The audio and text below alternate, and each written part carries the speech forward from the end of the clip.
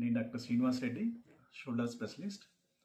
So మన ఇండియాలో చూస్తే షోల్డర్ ప్రాబ్లమ్స్ మెయిన్గా ఆఫ్టర్ 40 ఇయర్స్ 50 ఇయర్స్ తర్వాత కఫ్ టేర్స్ అనమాట. అవి ట్రామా వల్ల అయి ఉండొచ్చు, లేకపోతే వయసు రీత్యా డిజనరేటివ్ అంటారు వాటిని, అలా టేర్స్ ఉంటాయి. సో వాటికి ఏంటంటే మనకి ఇప్పటివరకు ఏంటంటే టేర్స్ అయితే వాటిని రిపేర్ చేయడం అంతవరకు చేస్తున్నాము. మరి అడ్వాన్స్డ్ ఆర్థరైటిస్ జాయింట్ అరిగిపోతే రివర్స్ షోల్డర్ ఆర్థరోప్లాస్టీ అనేది చేస్తాం అనమాట ఆప్షన్. బట్ ఈ రెండింటి మధ్యలో ఒకవేళ కఫ్ రొటేటర్ ఇంజరీస్ బాగా ఎక్కువ ఉండి వాటిని రిపేర్ చేయలేకపోయి అదే టైంలో ఆర్థరైటిస్ లేకపోతే ఏంటి బెస్ట్ ఆప్షన్ అనేది.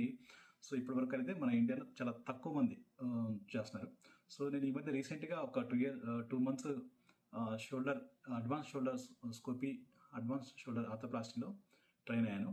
సో ఇందులో ఏంటంటే మనకి బేజం మరి కఫ్ ఇర్రిపేరబుల్ ఉన్నప్పుడు, నో అడ్వాన్స్డ్ ఆర్థరైటిస్ ఉన్నప్పుడు, సో మన టెండన్ ట్రాన్స్ఫర్స్ అనేది లేటెస్ట్ టెక్నిక్ అనమాట అది.